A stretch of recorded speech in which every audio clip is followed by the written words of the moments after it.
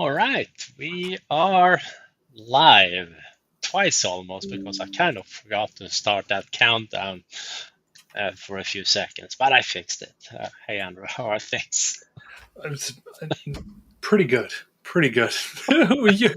You and I both have had a very busy week, so I would say, you and I always look forward to this time. But I'm quite happy to be hanging out here with you and everyone joining us today. How about yourself? You doing all right? Oh yeah, I couldn't said it better. Welcome everyone. This is Office Hours. We're live. It's been a long week, and it's Wednesday, so we are happy to share a couple of news we stumbled across over the week. And as always, we love questions. So keep them coming and we'll answer accordingly. But Andrew, shall I share your screen? Absolutely. Share away, please. And Thank you, sir. Uh, First thing I came across this week, I was quite excited about. We have talked about Michael Carlson's IntuneManagement tool many, many, many times on Office Hours. It's a fantastic PowerShell based tool that allows you to copy settings, copy configuration profiles, compliance policies, compare policies and profiles in Intune, document your Intune environment. There are a whole host of things that really this tool is going to help out with. And the reason that I bring that up is because he released a new update just a few days ago, which I was excited about because we haven't seen one for a little while, which isn't entirely surprising. This is a tool that he creates on his own time for the community. So I wanted to point this out. Some pretty major changes. There were some breaking changes on viewing script policies. So this requires a new permissions level. The device management scripts read write all permissions. So thank you, Michael, for calling this out. PowerShell 7 now supported as part of this tool. I know there are plenty of times that I've gone to launch this and realized, oh, I meant to launch this with Windows PowerShell. So I'm excited to see that we'll see this both ways. And then just a whole host of fixes around comparisons, importing and exporting, documentation, some really, really great stuff here. So if you use Michael's tool already, be sure to go ahead and grab this latest update. If you don't use it, highly, highly recommend putting this in your toolbox. It is a fantastic tool again. I also came across I haven't actually downloaded this yet, but I'm bringing it up because this is the first time coming across it. A tool called IntuneLogWatch, another community tool. It is a macOS application that will help you analyze Intune logs just to make things a little bit easier. So I came across this. Where was that? I think on the Modern Endpoint Management group on LinkedIn, which is a fantastic large group, by the way. If you're not on there, I recommend hopping on there. Gil Burns is the gentleman that put this out. So I'm looking forward to trying out this tool as well. And on the note of macOS, last week we had a question basically around how do we prevent macOS from updating to macOS 26 using Intune and DDM.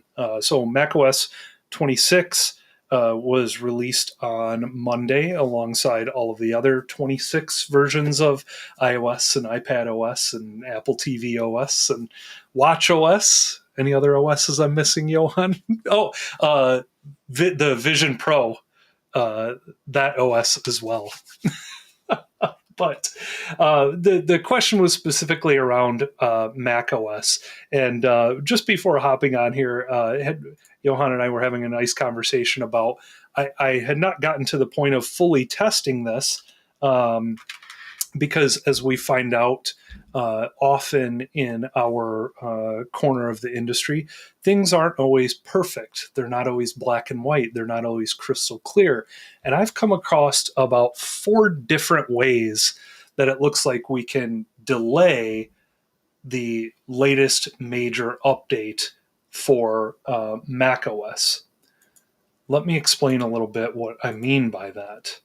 So if I pop into Intune and then go to my macOS devices and I create a new configuration here, we'll go ahead and create a new settings catalog profile. We'll call it macOS DDM major update delay, let's say. And like any other settings catalog settings, we're going to go ahead and add more settings. And if we go into our declarative device management area, which is primarily what we're going to be using for managing updates with macOS from here on out, you can see there are several different categories for software updates. So if we click on these, let's start with this, and we'll click on these, and we'll click on these. A whole bunch of settings that we have, and I would expect quite a few settings around how we can manage updates on our macOS devices. So we've got some good stuff here. I think we'll come back to these deferrals here in a moment because that's what we want to focus on. We have, but I want to point out we do have deferrals here. And we have enforce latest here. And we have target build version and target OS version here. So to me, if I'm looking at settings for the first time, these are 3 different ways that I may or may not be able to control effectively what updates are offered to my devices that this profile is assigned to. The one that I have come across most commonly recommended is, let's go back here, and deferrals is this one right here. Our deferrals major period in days. So as I understand this policy, this will allow you to defer major updates like macOS 26 for a certain amount of days. Now, one of the potential issues with this setting is that if I set, let's say I want to delay this for 6 months, you can see that we only have the ability to delay it for 90 days at most. But this is what I have seen recommended most commonly. And I'll go back to this. I have not tested this myself, but just in some of my research over the last week, I've seen this recommended most commonly, with most folks saying we definitely recommend you get up to the latest version of macOS as soon as you can. Now, I want to continue diving into these things, but I thought this presented a good opportunity for us to just sort of call that out again. That is something that is real with these management tools, with managing these different operating systems. There's seemingly 100 different ways to do things sometime, and some may work better than others. So that's where I'm at with this. This is the setting that I want to test out. But from what I've seen from the community, from the folks that know how to manage macOS devices far better than Andrew does, this is the one that I've seen most commonly. But if there is anyone in the chat that joins us, like Dean, maybe if he happens to join us today and has a different perspective on this, please, I would be happy to share it. But just kind of wanted to share what this research was looking like over the last week. All right, awesome. All right, that was what I had. Okay then, and it's my turn. Indeed. One thing that I stumbled across this week that made me very, very happy was that David Segura found a new home and is joining Recast software together with his basically two modules, but the OSDCloud and OSD PowerShell module. So getting that extra support and a team that can help evolve this further. I'm looking very forward to that. And as I read through a little bit of the press release here, I like to see this one, of course, remains to be free. That's kind of expected, but we cannot take anything for granted these days. So it was nice to see. And congratulations from us both, David. You'll be a great contribution to their team, I'm sure of it. Absolutely, that's fantastic news. Then I stumbled across our friends over at System Center Dudes. They may have had this before, but I didn't learn about it until pretty much today. And that they have a free membership for all some of their ConfigMgr reports, dashboards, etc. So if you're interested in that, by all means, go ahead and get that one. And for those of you who don't know the folks behind it, they've been long-time community champions for years and years and years, and written some fantastic material in addition to doing all this great reporting stuff. And then I stumbled across something that just made me so dang happy, like a warm, fuzzy feeling. A gentleman I've been following for a long time, Scott Hanselman with Microsoft, he did a very short video about, I'm not going to play it back here, but the gist of it is that tech has room for everyone. And he explains it so well in this video. So we're just going to ahead and share that link below. But some people, they work 9 to 5 and that is okay. Some people like to do stuff on their weekends. That is also okay. Like, I absolutely love that. It was heartwarming, to say the least. Very good. I agree. It's a fantastic message. I happened to catch it that you retweeted it right before we hopped on and got the chance to watch it. And it's good to remember that as well. Yeah, it's good stuff. There's so much passion in our industry. Let's not let that go to waste. Yes. All right. That was what I had in terms of news. All right. Did you want to talk a little bit about Windows 10 or ESUs before we get going?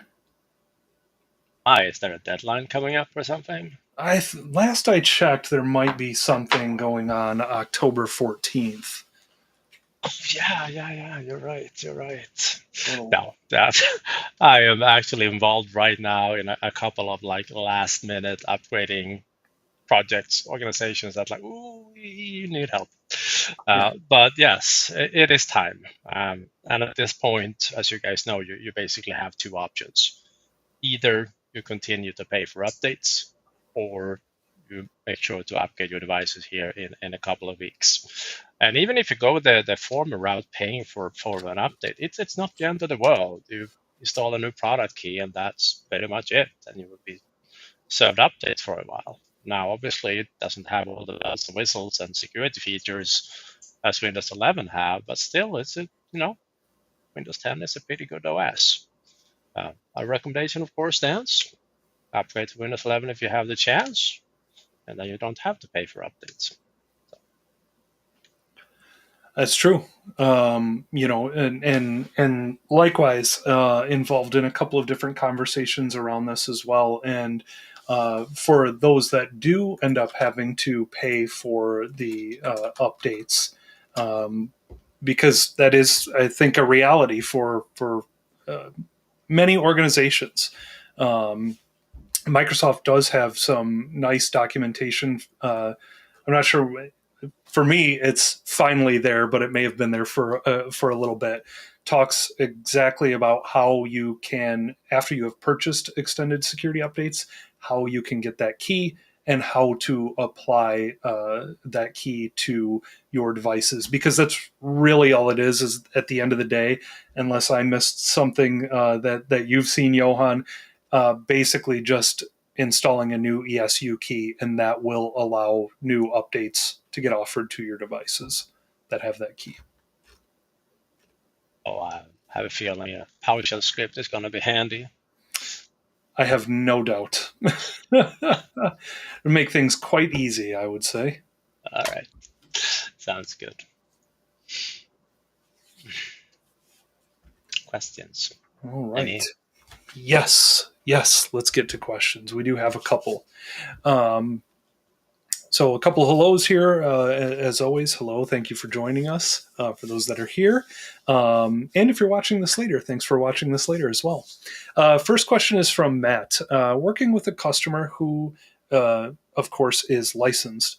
However, when I try to run a remediation script, I get a little notification to basically to get a Windows license. How is that possible when all of them are licensed? Well, certain features like remediation does have a requirement from Windows license, which is different from the regular Intune license. If I would head over to my admin center here, for example, and log in with one of our, see what account I'm in. That should be it, yeah.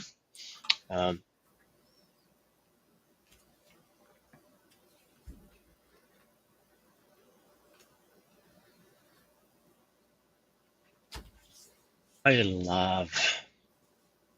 seen this now in probably 10 tenants.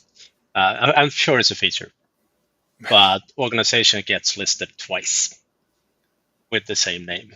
Yep, seeing that as well. I'm sure it's a feature, but next time pick the one that actually has licenses. All right. Yeah. Anywho, so here in this particular tenant, I have a couple of licenses like this one here, which is a full suite license, including Intune, Shiny, Entra ID, and all that stuff. This one as well, Shiny, Entra ID, Intune, but they do not contain, well, this one does not contain Windows licenses. So you may have to buy at least this to get some functionalities and features in Intune. So if I go to an Intune tenant and head over to remediations eventually,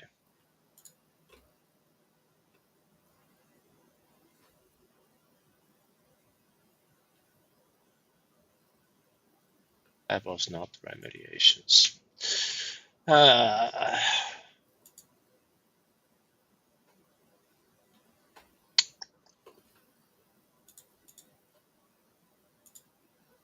There's a difference between Windows Update. I told you it was a long week.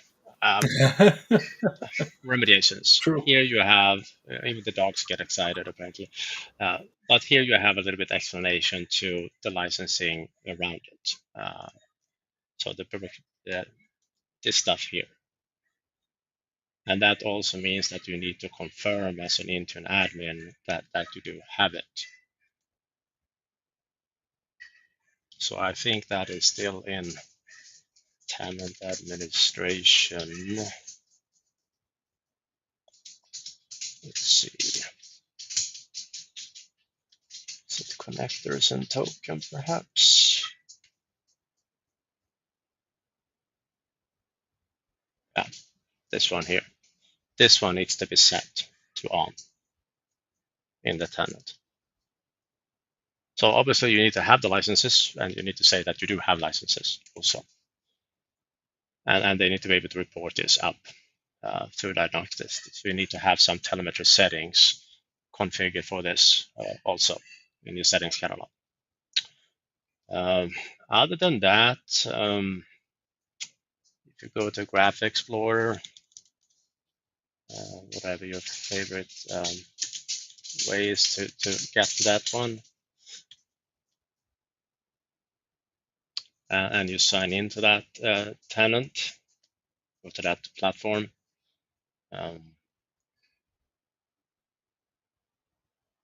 Just snatch that link. Just a moment. Are you still there, Andrew? Yes. Yeah. All right. Sorry, I was reading, following up on a question that's upcoming here. All right. All right. Sounds good. Sounds good.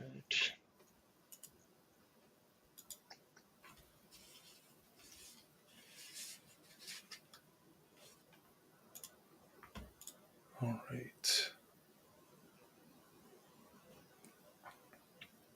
My friend. There. I know I had it somewhere. So if you go to this endpoint subscribe SKUs and run that query, it will tell you everything that your tenant has. So will get a really long list depending on what licenses you have. But for example, here you have apparently Cloud PKI and the application catalog and whatever that is, P2 EPM, remote help, deployment service you'll find in here. So verify that first, that those settings are there and that you have the SKUs that you think you're supposed to have. Otherwise, I'm afraid if it still complains about licensing, that might have to be a support call. I don't know what else to check. Unless you have a secret weapon, Andrew, that you... No, I think you pretty much covered it.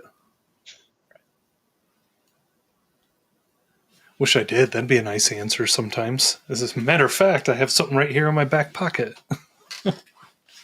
Well, it wouldn't have entirely surprised me. So No, we do get lucky every once in a while. No, great tips. I would +1 on those. All right.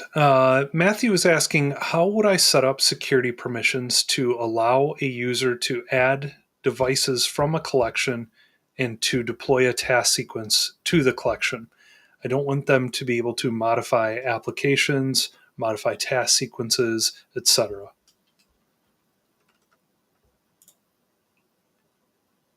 So, on the specific collection, you can limit. Yeah.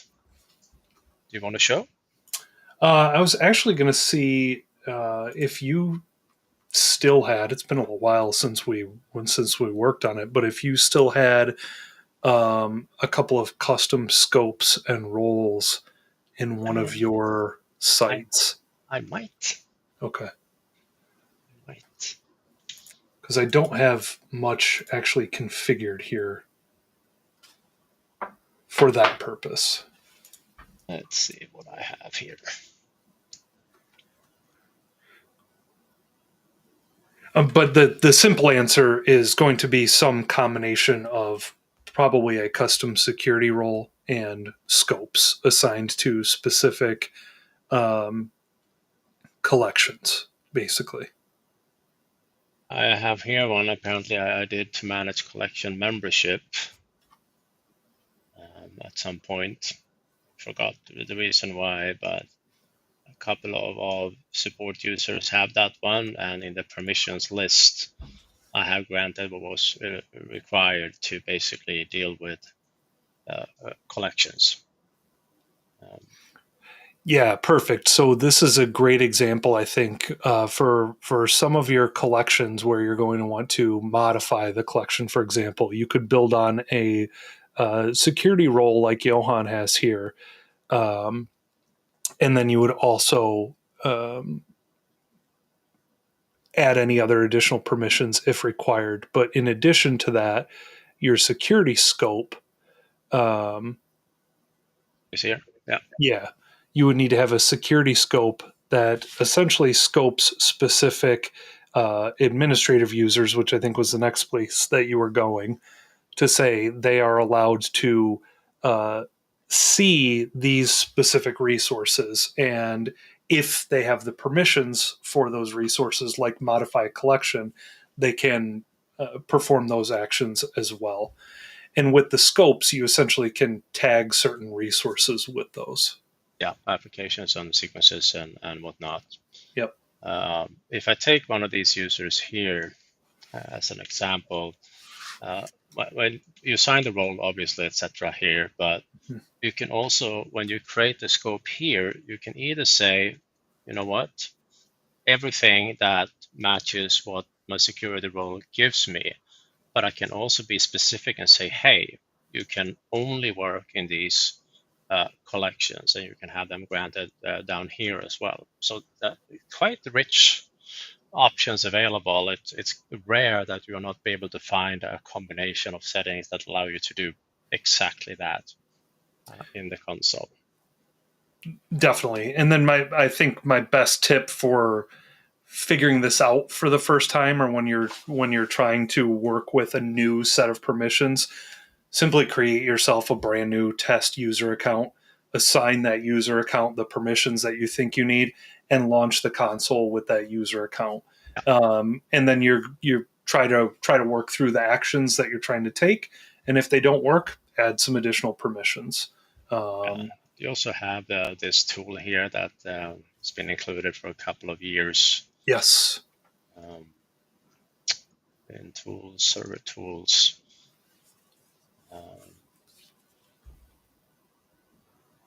This one here. Yeah. Yep.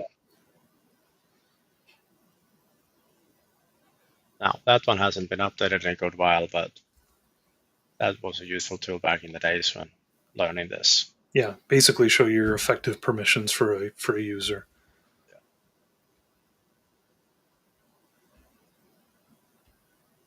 All right. All right.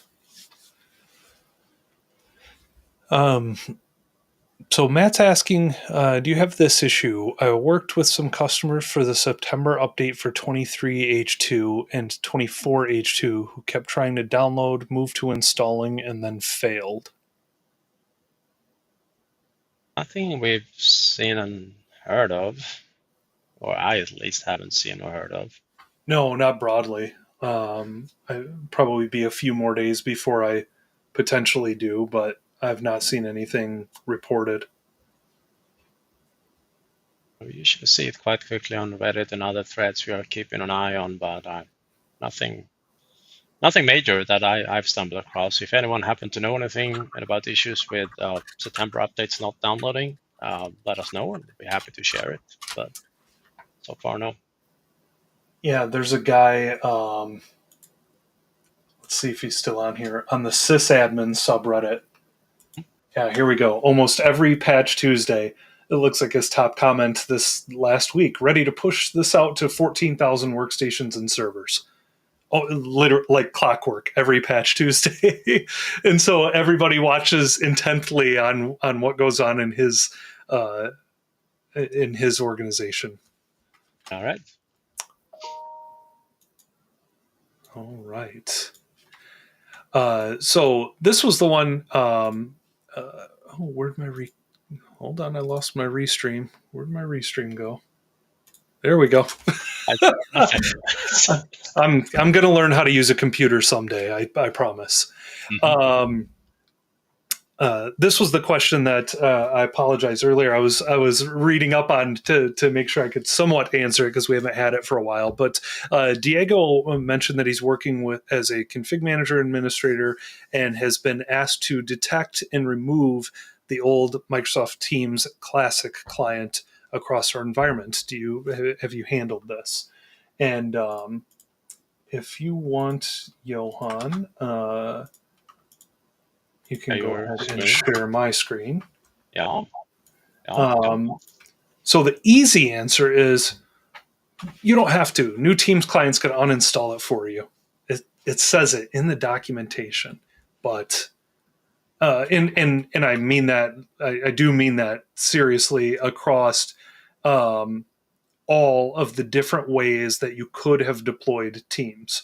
No immediate action required. Eventually, Teams installs or replaces classic Teams.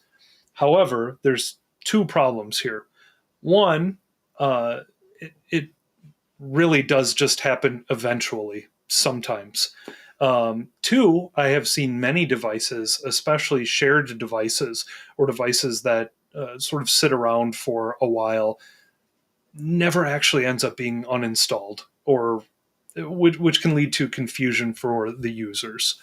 So depending on the answer to your question, Diego, is it depends.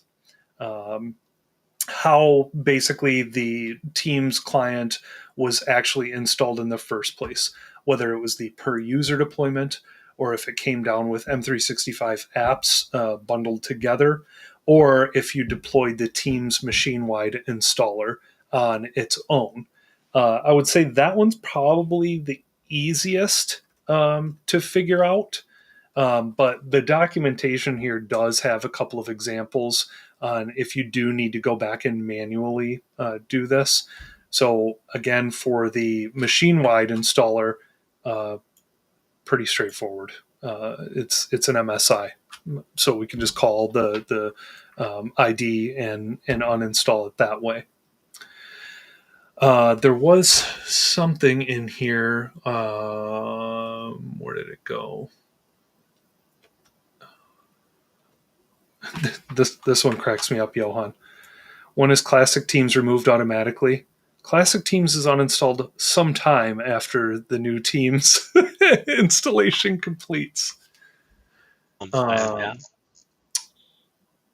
There was something around here. So here, for user deployed deployments, which were that was pretty common, I would say. No further action required unless users aren't signed in for an extended period. In those cases, make sure that the new Teams is deployed machine-wide to prevent users from being left without a Teams installation. Unfortunately, Diego, it is sort of an it depends scenario, but I want to share this documentation out with you. Hopefully, there is some help here. In reality, yes, I would say that there are some devices, like I mentioned, that the Classic Teams ends up sticking around for longer than I expected. In reality, for most devices I saw, it did actually end up going away. But here are some options if it doesn't. Right. Thank you, sir. Mm-hmm. All right. Matthew's got a great question here. Not they're all great, but I really like this one. Not an SCCM question, but curious on what are your thoughts for DNS scavenging? For example, how long between runtimes? First of all, in my opinion, enable it. If you don't enable it, DNS will have stale records in it very quickly, in my experience, in any medium to large organization. I typically, in my somewhat limited experience, leave that set to around 14 days. And then where you have DNS records that you don't want to go away at any point, just make sure you create a static A record in there, for example. That's my 2 cents on it.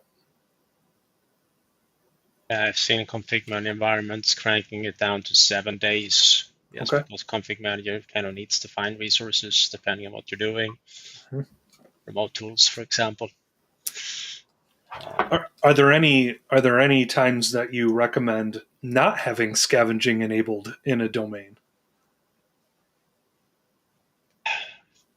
Certain lab scenarios, perhaps, but otherwise, no.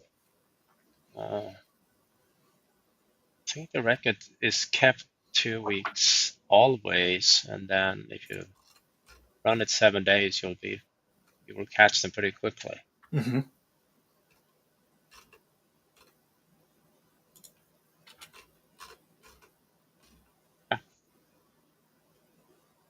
Yeah, that's what I had. All right.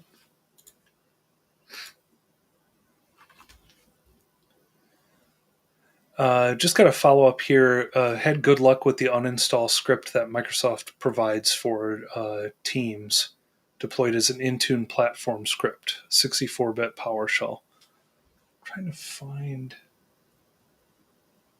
friends who said they had luck or they wished us good luck.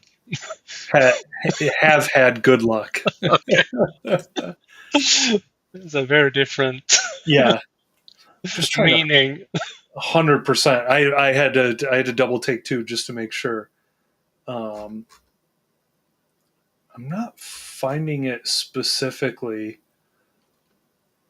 But gosh, thinking back to what was that earlier this year in the spring, I would not be surprised if we shared. I recall sharing a couple of different posts and solutions around this. Again, we just haven't. I haven't really looked into it much in the last 6 months.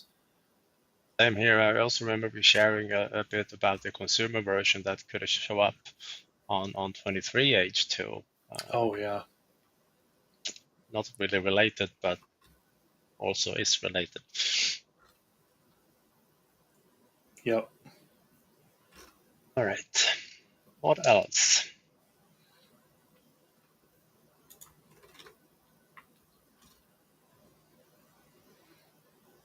That is worth sharing, by the way.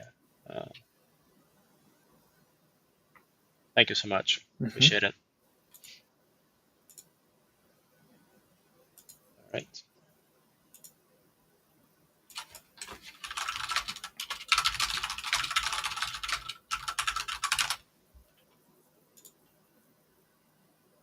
Oh, I think I just found it.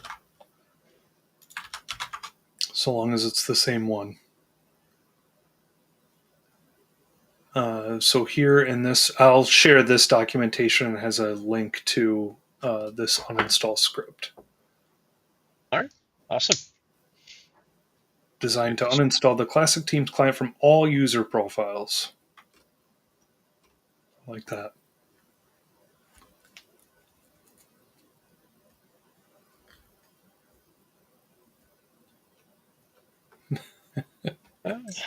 While we are, I have also a comment of being Teams admin is it's like living in a living nightmare. Yeah, I hear you. It was pretty funny. All right. While we're waiting for more questions coming in, I'm gonna do a little shameless plug for tomorrow's event.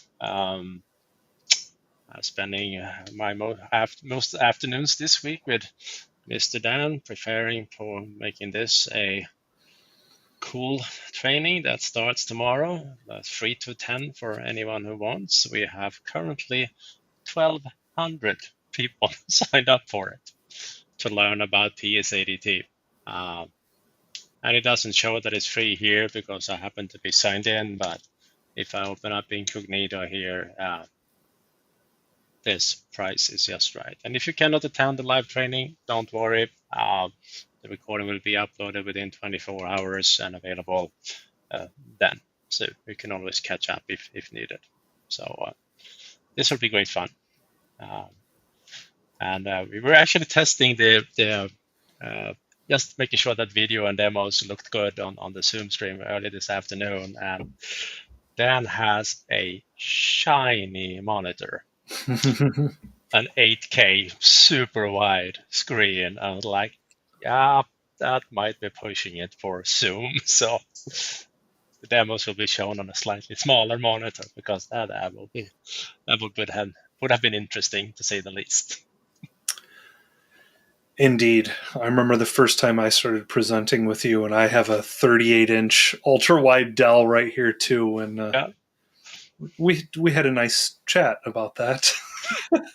People were sitting with like magnifying glass and trying to read it. Yeah. Text.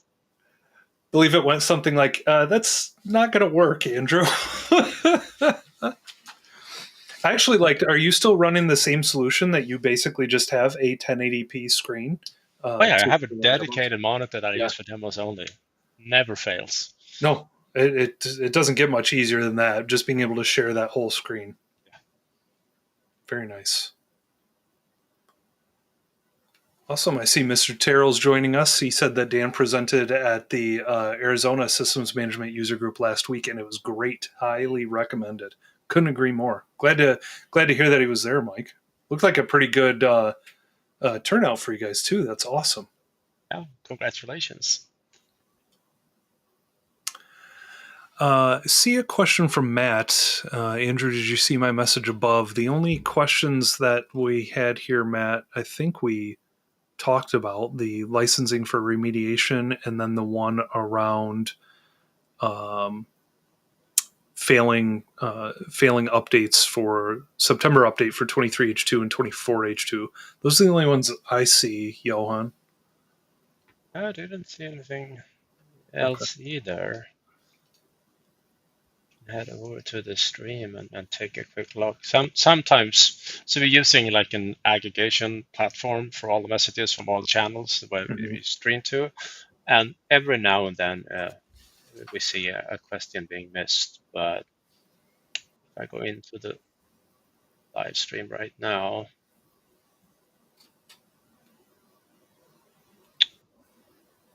oh, I do not.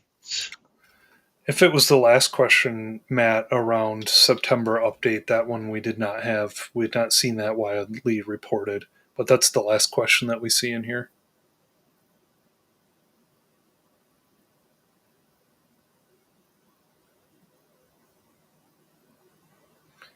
Awesome. Mike said they had a great turnout, best since before COVID. And Keith's joining us. Hey, Keith.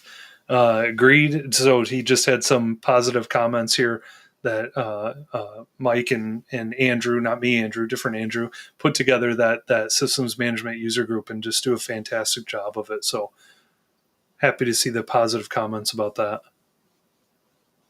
It's good news. Yeah. Amir's got a question here. Ran into an issue when a user couldn't RDP to an Azure VM because of an expired password, even though his Entra ID account was working properly and set for its password to never expire. Any ideas?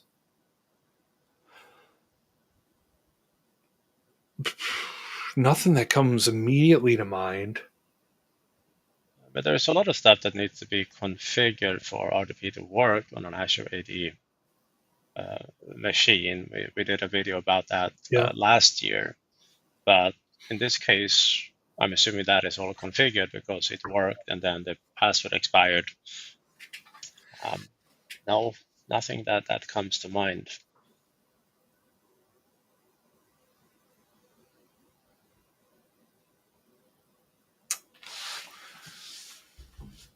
Great. All right. Okay, and Matt just followed up on Twitter asking if we see the link here. So, Matt, if you're posting links, I think the links pretty much get filtered out on all of the platforms. So, if you're posting a link, we won't see them here in the chat. No. Send a DM or something, or an email or whatever, and can bring it up. But the stream platform filters away links. Yep.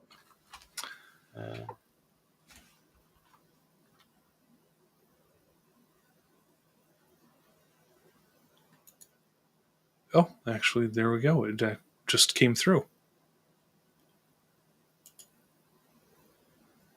Problem is, if I click that one, it will show it on.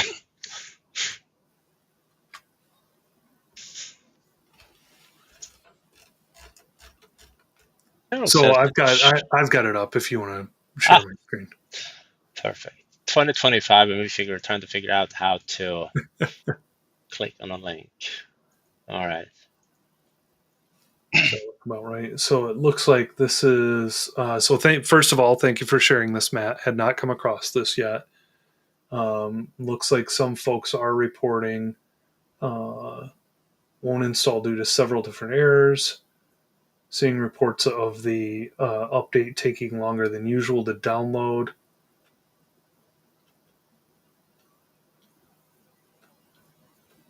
Let's see.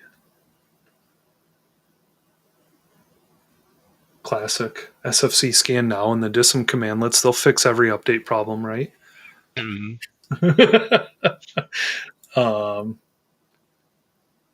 Okay. Let's see. Are there any workarounds or anything here yet? The only thing I can think of is DO is throttling it too hard because the recent updates are downright massive. That's the only thing that comes to mind. Yeah. So possibly the DO event logs can give you some insights to what's going on. There is a PowerShell commandlet that allows you to read those. But that's the only thing I can think of right now. Okay.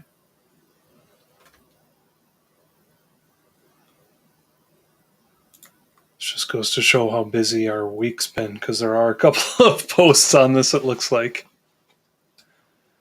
Yeah. Okay. Yeah, Matt said face the issue with ConfigMgr as well. So maybe there's something else going on with this update. We'll definitely keep an eye out on this one, though. Yep. Keep it posted. Yep. Hear anything, we'll let you know. Absolutely. All right. So Clive says, I have a question since I know you guys love Patch My PC. What is the best way to see what actually needs patching on your systems? We only have 1,000 licenses out of 4,500 PCs. So this is an important pilot test for next year in order to purchase 4,500 licenses of Patch My PC. Help me convince the penny pinchers. So when it comes to this is Andrew's 2 cents on it. When it comes to third-party applications, in my experience, it's all of them. What actually needs to be patched on your system? It's all of the applications that you have installed. You're going to have outdated Chrome. You're going to have outdated Firefox. You're going to have outdated VLC, Notepad++. The list goes on and on. One of the nice things about Patch My PC, once you have some licenses, is you can actually have it look into the discovered apps, for example, in Intune, and you can see what applications you have installed out in your organization. So let me see if I can take a look here. So opening the publishing service here, and if I go to updates, here we have this button, connect to Microsoft Intune using Graph API to scan installed applications that are also supported in their catalog. And I've got a expired application client secret for my Patch My PC enterprise application. Do you have yours available, Johan? Or should I? But I can check. All right, perfect.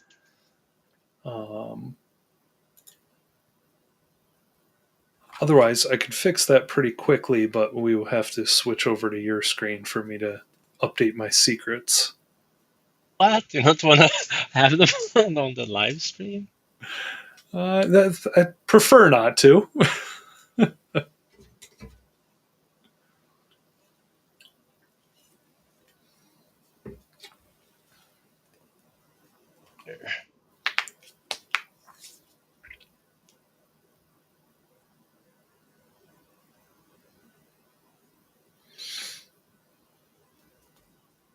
Does the cloud platform have the same capability? That is a great question. I don't know, actually.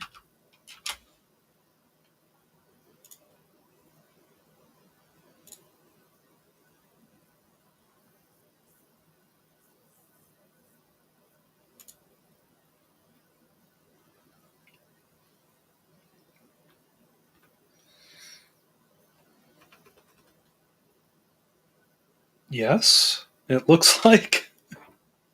Maybe. Based on what I'm seeing here. This is the livest of live demos, though, so.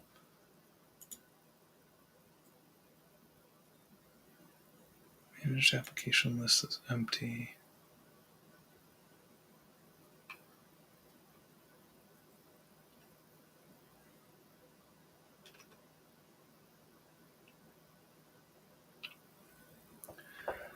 But I think these are a couple of good examples as well, because these are, in my experience, applications that either are supposed to update automatically and may not, or they're just applications that are ultimately forgotten.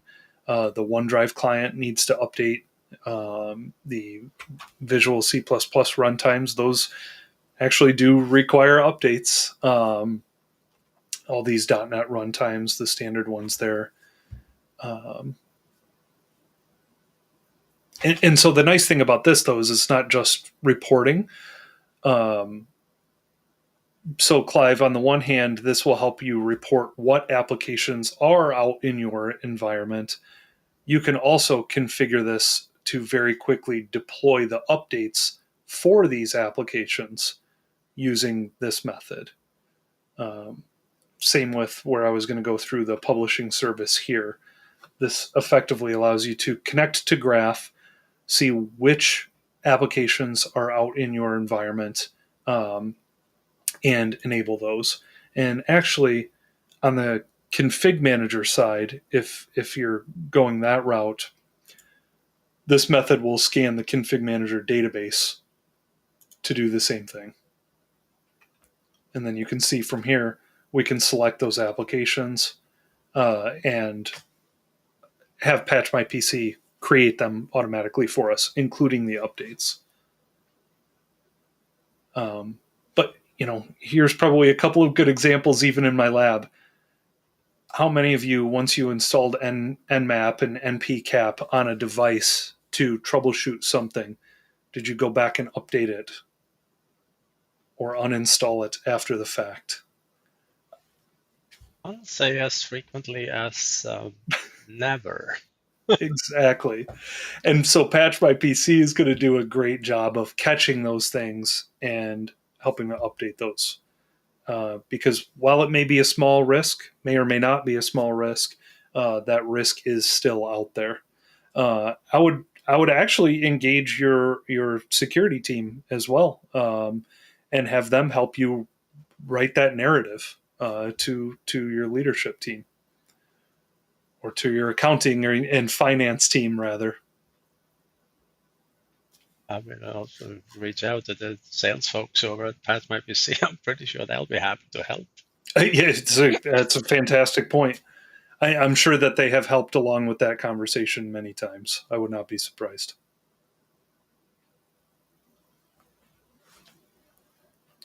All right.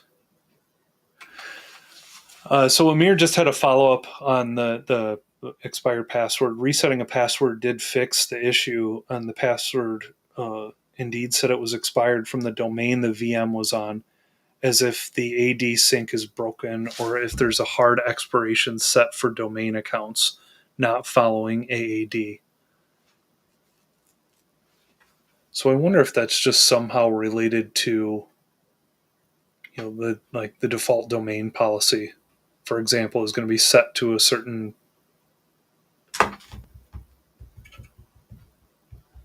duration anyways. That's a good. Thank you for the feedback. It Yeah. was good. Yeah.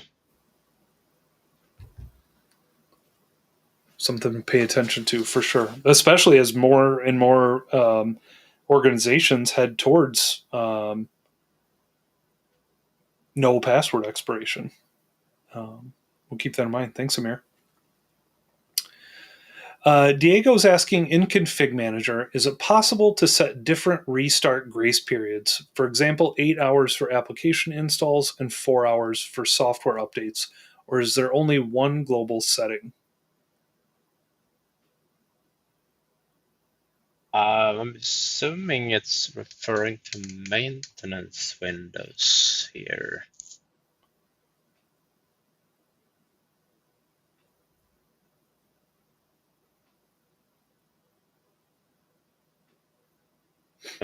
There are different maintenance. Give me a second.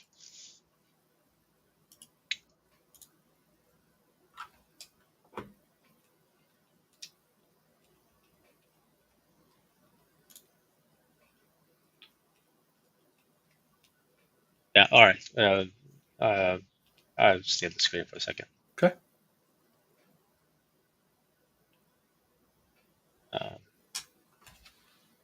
I'll remove yours.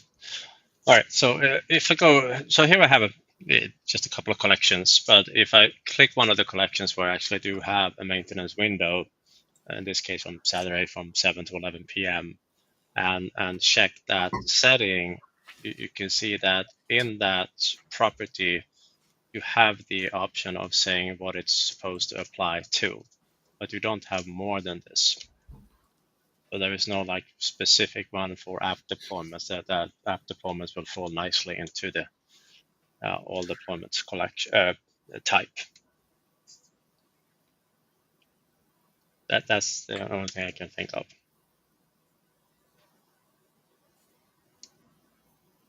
I hope that answered the question.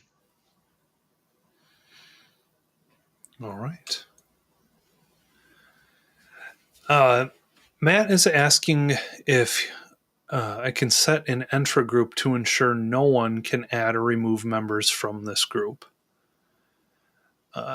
No one, I think, is going to be a challenge. Obviously, you can limit it by who is an owner of the group, as well as, by default, your global admins are going to be able to do that. Your group administrators are going to be able to do that. You might be able to take a look at admin units or privileged admin units to see if those help. But I unfortunately don't have anything to show there for that specific use case.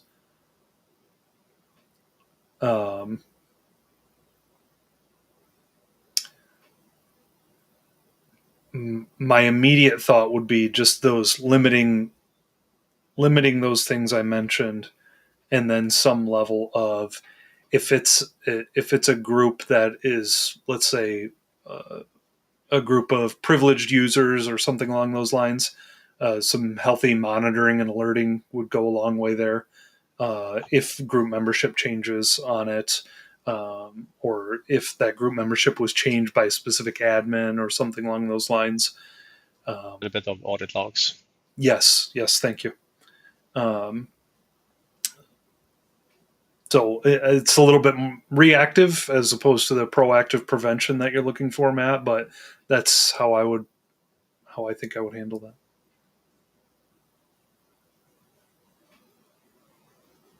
All right.